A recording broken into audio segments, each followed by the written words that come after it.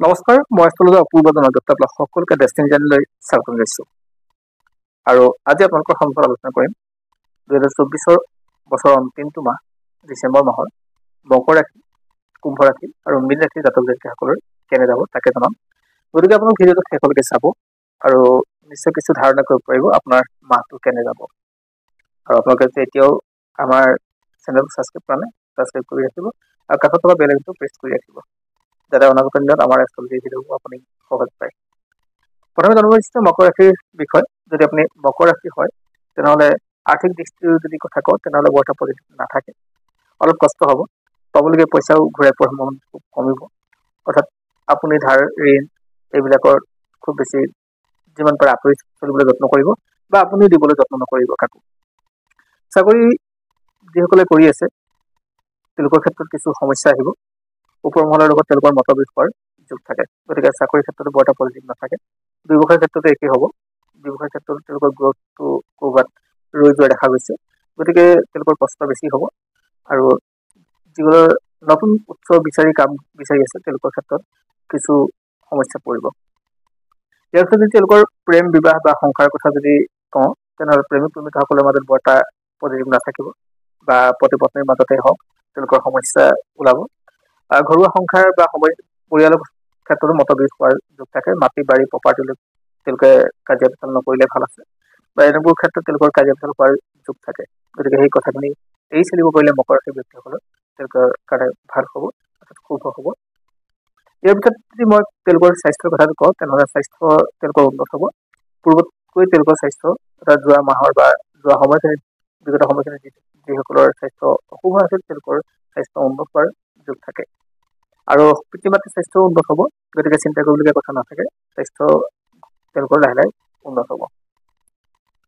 যদি শিক্ষাৰ ক্ষেত্ৰত কওঁ তেনেহ'লে তেওঁলোকৰ ক্ষেত্ৰত শিক্ষা যথেষ্ট ভাল হ'ব। যিসকল ছাত্ৰ ছাত্ৰীয়ে পঢ়ি আছে বা ৰিচাৰ্চ কৰি আছে বা যিকোনো ক্ষেত্ৰতে তেওঁলোকৰ পঢ়া শুনাৰ দিশত জড়িত হৈছে তেওঁলোকৰ কাৰণে পজিটিভ খবৰ আহিব। তেওঁলোকৰ কম্পিটিটিভ এক্সামসমূহ তেওঁলোকৰ কাৰণে পজিটিভ হ'ব। গতিকে মকৰ ৰাশিৰ ব্যক্তিসকলৰ ডিচেম্বৰ মাহত যিকোনো ধৰণে এডুকেশ্যনত তেওঁলোকৰ কাৰণে পজিটিভ হ'ব আৰু অৰ্থাৎ লাভ কৰি হ'ব। আৰু যাত্ৰাৰ কথা বা তেওঁলোকৰ ক্ষেত্ৰত যদি কওঁ, যাত্ৰা বিভিন্ন ঠাই তেওঁলোকে যদি ফুৰা চকাৰ কথা ভাবিছে ডিচেম্বৰ মাহটো তেওঁলোকে প্ৰবল সাৱধানে তেওঁলোকে অহা যোৱা কৰিব লাগিব বা যাত্ৰা কৰিব লাগিব।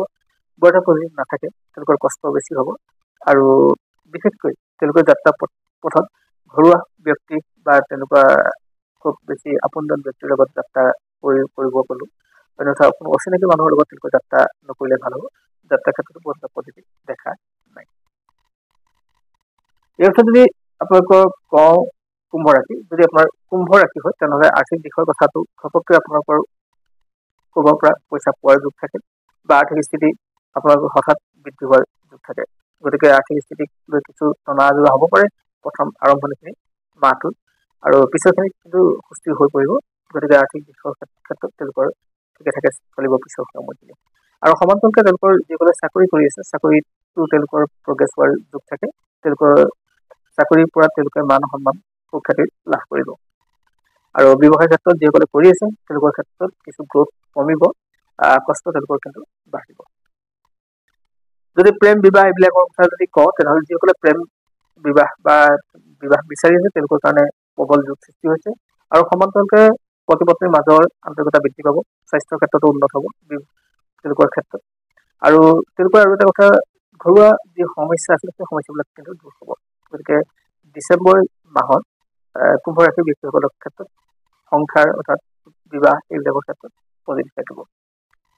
স্বাস্থ্যৰ ক্ষেত্ৰত যদি কওঁ তেনেহ'লে কিছু অলপ টেনশ্যন থাকিব, বাকী কোনো ডাঙৰ বেমাৰ আজাৰ তেওঁলোকৰ ক্ষেত্ৰত বৰ এটা পজিটিভ বৰ এটা সমস্যা নেপেলায়। গতিকে তেওঁলোকে ইমান চিন্তা কৰিবলগীয়া কথা নাথাকে। কিন্তু দায়িত্ব বাঢ়িব যিকোনো ক্ষেত্ৰতে, ঘৰৰ আন মানুহৰ ক্ষেত্ৰত এই সমস্যা আহিব পাৰে, নিজৰ ক্ষেত্ৰত নহ'লেও। গতিকে কিছু সাৱধান হ'ব লাগিব। আৰু শিক্ষাৰ ক্ষেত্ৰত যদি কওঁ ছাত্ৰ ছাত্ৰীসকলৰ ক্ষেত্ৰত তেওঁলোকৰ অলপ দায়িত্ব বাঢ়িব, বা পঢ়া শুনাক লৈ তেওঁলোকে অলপ বেছি গুৰুত্ব দিব লাগিব। অন্যথা তেওঁলোকৰ পঢ়া শুনাৰ ক্ষেত্ৰত বৰ এটা মন নাথাকিব, সেয়েহে কষ্ট বেছি হ'ব। আৰু আপোনাৰ সন্তানৰ ক্ষেত্ৰত যদি আপুনি তেওঁলোকৰ যদি কুম্ভ ৰাশি হয় তেওঁলোকৰ অলপ আপুনি চোৱা চিতা কৰিব লাগিব, তেওঁলোকৰ অলপ ধ্যান দিব লাগিব কামত। অন্যথা তেওঁলোকৰ ক্ষেত্ৰত বৰ এটা পজিটিভ নাথাকে শিক্ষাৰ ক্ষেত্ৰত।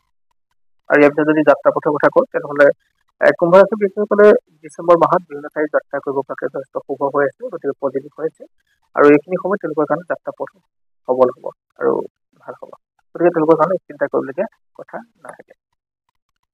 ইয়াৰ পিছত আহিছো মীন ৰাশিলৈ। যদি আপোনাৰ মীন ৰাশি হয়, আৰ্থিক স্থিতি বৰ এটা পজিটিভ নহয়, কষ্ট হ'ব, তেওঁলোকৰ সমস্যাত পৰিব, পইচা ধাৰলৈ দি ঘূৰাই পোৱাৰ সম্ভাৱনা কম থাকিব আৰু ব্যৱসায় বাণিজ্য পইচা ফচি যোৱাৰ সম্ভাৱনা থাকে। তাৰপিছত কৰ্মস্থানক লৈ যদি কোৱা হয়, কৰ্মস্থানত তেওঁলোকৰ বৰ এটা পজিটিভ নাথাকিব, মন নবহিব কামত আৰু কৰি থকা কামটোতো বৰ এটা পজিটিভ নাথাকে। আৰু সমান্তৰালকৈ যিসকলে কাম বিচাৰি আছে তেওঁলোকৰ ক্ষেত্ৰত কষ্ট হ'ব, গতিকে ধৈৰ্য ধৰিব লাগিব অলপ, আৰু ডিচেম্বৰ মাহটো তেওঁলোকৰ কাৰণে বৰ এটা পজিটিভ নাথাকে। আৰু সমান্তৰালকৈ প্ৰেম বিবাহ এইবিলাকৰ ক্ষেত্ৰত যদি কওঁ তেনেহ'লে সংসাৰৰ ক্ষেত্ৰত তেওঁলোকৰ দায়িত্ব বহুত পালন কৰিবলগীয়া আছে আৰু অপেক্ষা কৰিব লাগিব প্ৰেম বিবাহ এইবিলাকৰ ক্ষেত্ৰত। প্ৰেমিকাসকলৰ ক্ষেত্ৰত বহু ক্ষেত্ৰত মতভেদ হোৱাৰ যোগ থাকে, গতিকে মুখখন চম্ভালি বা কথা কওঁতে কাম কৰোঁতে সাৱধান হোৱাটো জৰুৰী হৈ পৰে। আৰু ঘৰুৱা সমস্যাবিলাকো আপোনালোকৰ দূৰ হ'ব, ককাইকৰ মাজত যি অমিল আছে সেই অমিলবিলাক আপোনাৰ দূৰ হ'ব, পতি পত্নীৰ মাজত কিন্তু মৰম বাঢ়িব। তাৰপিছত যদি কওঁ স্বাস্থ্যৰ ক্ষেত্ৰত, স্বাস্থ্য উন্নত হ'ব, সকলো ক্ষেত্ৰত স্বাস্থ্য পজিটিভ দেখা গৈছে, গতিকে স্বাস্থ্যক লৈ ইমান চিন্তা কৰিবলগীয়া কথা নাথাকে, অৰ্থাৎ মীন ৰাশিৰ ব্যক্তিসকলৰ স্বাস্থ্য উন্নত থাকিব। আৰু যদি শিক্ষাৰ ক্ষেত্ৰত কওঁ, ছাত্ৰ ছাত্ৰীসকলৰ ক্ষেত্ৰত শিক্ষা তেওঁলোকৰ কাৰণে পজিটিভ হ'ব, কম্পিটিটিভ এক্সামসমূহ তেওঁলোকৰ কাৰণে পজিটিভ আহিব।